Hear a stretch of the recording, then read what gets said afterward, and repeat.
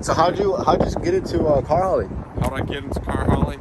A yellow page ad. Okay, here's what happened. I was a valet, and In Miami, right? no, in No? Minnesota. In Minnesota. And I thought you grew up here in Miami. No, I grew up in Minnesota. I was here a year. We got married, and she said Miami's got to be our home. Oh. So started car hauling.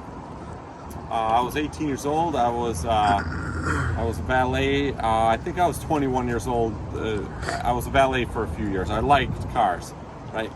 And so I was kind of interested in towing business.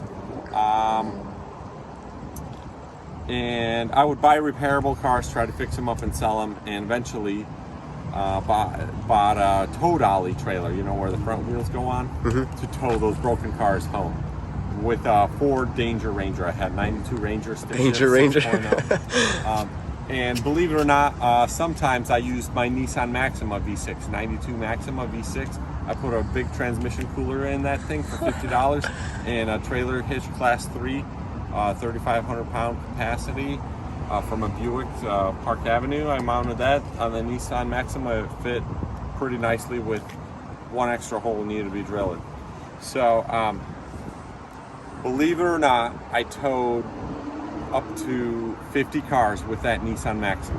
Damn. I've even towed a Dodge Grand Caravan with that Nissan Maxima on a tow dolly. So what would happen, we hated all the local towing companies, which, as a matter of fact, there's a local towing company in the city of Apple Valley, Minnesota called Dick's Towing.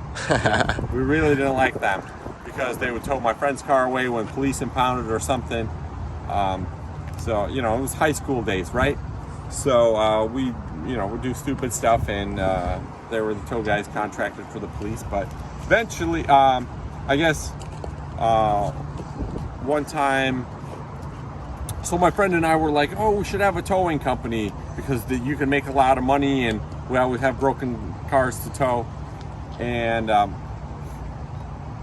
one time, someone calls me and says, I heard you tow cars. And I was like, I do? Do I? I guess. I was like, I dreamed of a towing company with my friend Nick. And he's like, yeah, that's the guy. That guy told me you have a towing company. I was like, not quite, but what do you need? He goes, well, I bought this car in Des Moines, Iowa at the Copart IAA salvage garbage cars. And what would it take to get it over here? And I was like, well, let me count the miles. If I leave today, $280, and I'll be back here by tomorrow afternoon and have it delivered for you. And he's like, that's it? And I was like, plus gas. You know. Yeah. And so I was like, wow, I made like $300 or something towing with this Nissan Maxima. And then I was like, okay, I can't be doing this Mickey Mouse stuff with a Nissan Maxima. You know what I mean? Because I had towed some cars for myself and like towed for some people that I'd asked, and they'd be willing, they were like my friends, right? They'd be willing to pay more than for just gas money and a sandwich. So I was a little bit uncomfortable with asking my friends for money, you know, like, because they're my friends. But I needed money, you know, because I wanted to do a business or I spent my time. And so I was in network marketing, going to those meetings, you all know network marketing, and I asked one of the business guys there, I was like, hey, this is my situation. How do I ask my friends for money when I did a service for them? He's like, let me help you. Go to Walmart, just buy a general receipt book, you know, for $3.49 at Walmart in the office section.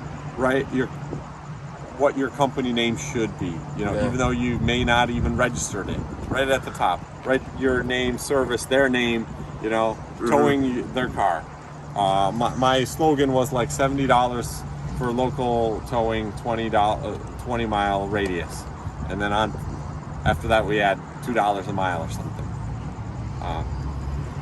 So he goes, just write them out a receipt, hand it to your friend, see what happens. So I started doing that. I was like, well, here's your car. You said your tire broke down. I towed your car home, whatever.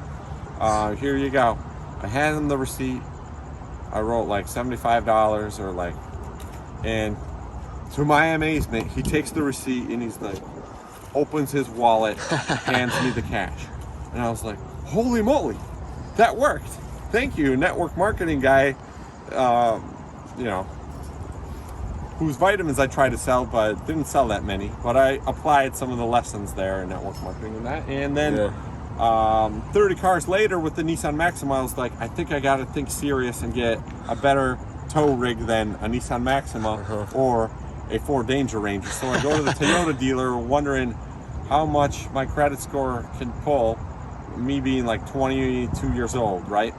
I was thinking I'll maybe swing a Tacoma, you know, which is a newer Tacoma that will be presentable. Yeah. And I was like, Tacomas with a Mickey Mouse back seat, those kind of look small. Why don't you sell me that used Tundra? It was an 04 Tundra. I was like, how much more is that going to be, you know? And the dealer's like, well, let's run your credit. It was like $680 at the time, and it was like $430 or $450 or 60 monthly payments with zero down. And I was like, well, let's see, at $75, how many cars is that going to be? Just a few cars a month and maybe 2 trips to Iowa a month. And I'm still a valet in college. I was like, I think I can handle that payment. So that was the first car in my family that was bought at a dealership. It was a used car. It was 30,000 miles on a Tundra, 4x4, extended cab. And my mom thought I was crazy. And I said, you know what, Mom? I guess I don't need to come home if you think I'm crazy, because I got toes to go hustle. So I'd spend time at the bookstore that was near the highway, where Highway 35 Interstate North, where it splits into 35W and 35E in Birdsville, Minnesota, where it could take you to Minneapolis or St. Paul, 2 cities. Yeah. I would stay at the Barnes & Noble bookstore there and read all the business books for free. Learn an idea while I wait for my phone to ring. Is that where you read Think and Grow Rich?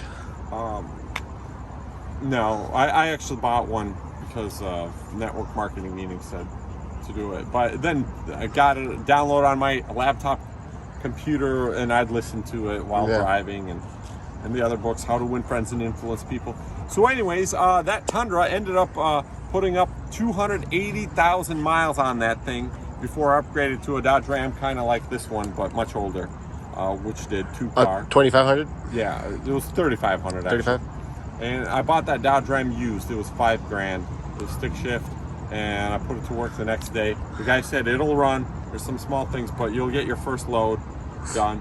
And I took it to, right away I hauled 2 cars to California in it, and the tires blew out, and I bought new tires with the money I made delivering the cars in California. So then I had new tires and a used Dodge Ram in California, and I got loads again and kept driving, and here I am, Serge the car hauler. Serge the car hauler, influencing other people. Making friends, making friends and encouraging others to be car haulers on the internet. So that's awesome, man. So very proud of you, Eddie, taking this step, this small or big step, however you may feel about it. But either way, you're building your dream, hauling 1 car at a time and making 1 video at a time. It's very important to make YouTube videos, because the future is coming. You want to be rich, powerful, sophisticated when it arrives. And Apple said they're going to make 1 billion more iPhones by 2030. So where are those iPhones going to go? They're going to go online and watch YouTube. They're going to be watching your channel. Everybody's going to watch YouTube. And somebody else is going to learn something from watching me. Exactly. Try to do this. Maybe you've learned something. I'm doing this because of YouTube. I've shared quite a bit of information with you so far. So maybe we should have meetings with car haulers and hang out at the ocean here in Miami, where I live. Yeah. And you can learn something and make better connections. Make your American dream come true. We'll finish on that.